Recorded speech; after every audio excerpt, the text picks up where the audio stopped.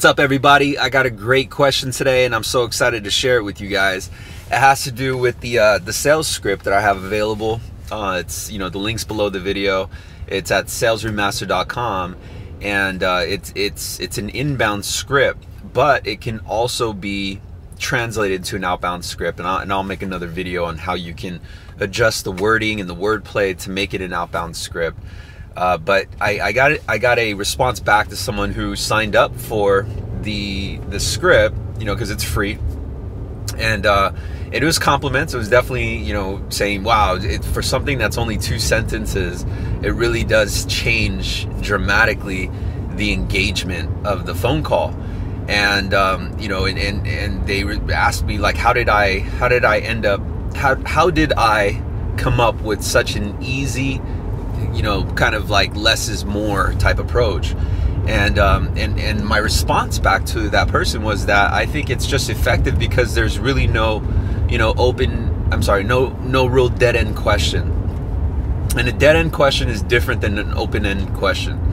And dead-end questions I try to avoid at all costs. And I think why it's important to avoid a dead-end question. A dead-end question, by the way, is a yes or no answer. There's nothing else. It's either yes or no and nothing else. Is because when you're prospecting, or when you're doing any type of engagement with any prospect or client, it's predominantly with prospects. I take that back. So mainly with prospects, you want to be able to get the other person talking. You want them to start reacting to certain comments that you say. And so I think that's why it's effective, is because it's simply no dead-end questions. There's no yes or no. Let me give you an example of a dead-end question that I stayed away from, in putting in my first opening line or my first opening script. And that dead-end question was, how are you today? Never asked that anymore.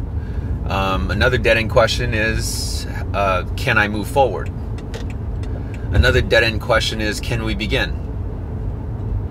These are dead-end questions. And so I understood the wording and basically the motive of the question, and ultimately the end result that I was looking for, which, was yes, or yes, go ahead, begin, or some sort of compliance. And I just simply worked my way backwards.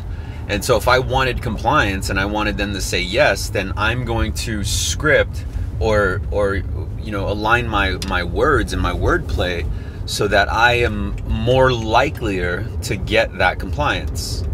And that's why I think that it's effective. But anyway, the question came in from the person who signed up at salesremaster.com for a copy of the script.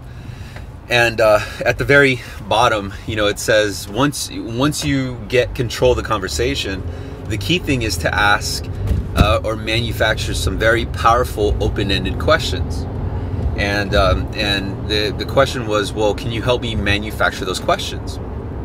And I think what we're missing is that we're looking at it too much of kind of like a verbatim. Like, yes, it should be verbatim, but at the same time, you have to get creative and make it work for your own product or service.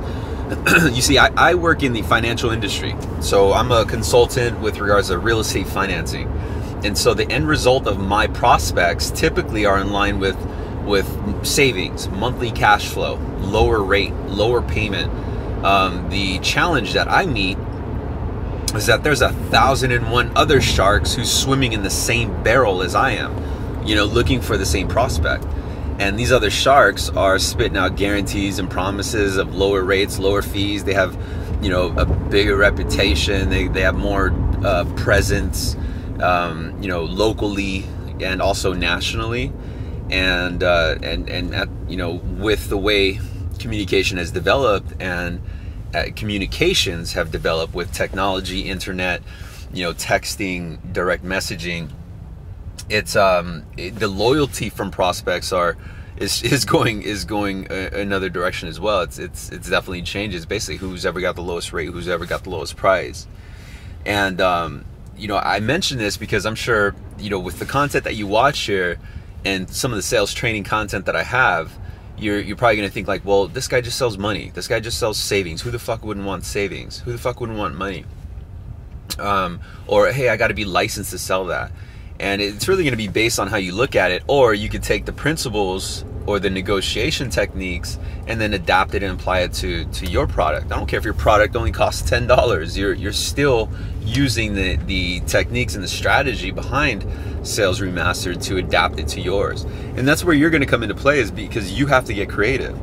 And so let me give you an example of a good open-ended question that, you know, I like to ask, because it gets the prospect thinking, and then you can get creative and adapt it to your own product or service. And so understanding that, you know, my main objections and the stuff that I run into is probably the same that you guys run into, and it's that no one ever has any time. Everyone's always in a rush. The bottom line is the prospect or the inquiry doesn't want to give you an ounce of information. They want you to tell them verbatim on what exactly they qualify for. They want you to tell them whether or not you can give everything for free, do it by this time tomorrow. It's some sort of impossible task. And we can't blame the prospects. That's the working of marketing. You know, that's the result of technology advancing.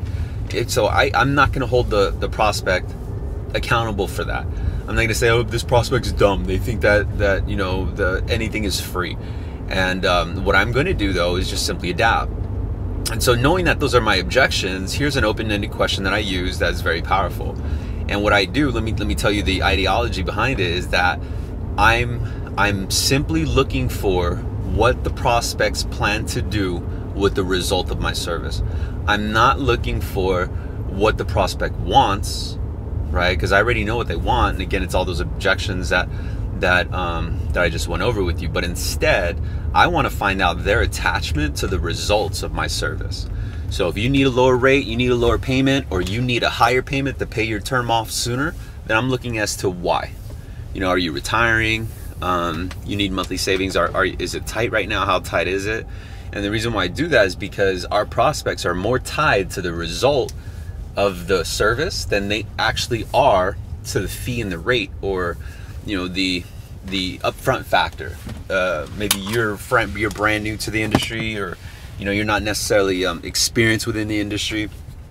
And so an open-ended question that I use that's very powerful is understanding this right in the very beginning, you know, through the sales script. Right? You have to go to salesremaster.com to download the sales script. And I would strongly recommend, I mean, it's free content. You want to use a personal email address, though. Avoid using a work email, because it may get shot to your quarantine. You're never going to find it. So if that's happened to you, if you went on there and you signed up and you don't see the email, you want to use a personal email. Don't use your work email. It might get filtered and put into a spam folder, and you'll never find it. But if you go on there, it's going to give you the scripting, and it's gonna recommend that right after the script is done, go right into the conversation and ask, you know, or manufacture 3 to 5 very open-ended questions that are going to result in extracting the information you need to increase your likelihood of keeping that caller engaged and going through the process. Now, at the same time, you're also going to extract the information needed to really custom fit your conversation. So it's really just a matter of saying, yeah, I can help you save money, versus, yeah, I can help you free up cash flow so that you can afford A, B, and C. And that A, B, and C is the info extracted from the prospect from the open-ended questions. And so one of the most popular questions that I like to use, because it's so vague and it's very open-ended, is right after the scripting, I would ask them and say, you know, if I can assist you today with regards to improvement of your current term, what's the result you need? And it's a very direct question, and it's something very different from all the noise that my competitors are making, because their noise sounds like this: how can I help you? Can I move forward? And what's your goal? Right? And it's just different, because their prospects are wired to say very vague and general responses. So you have to manufacture questions that's going to have them thinking.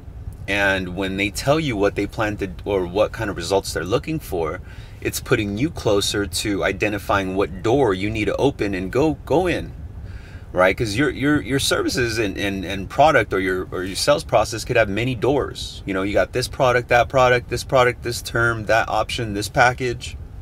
And it's really just a matter of quickly identifying which one of those doors you need to open and let them in.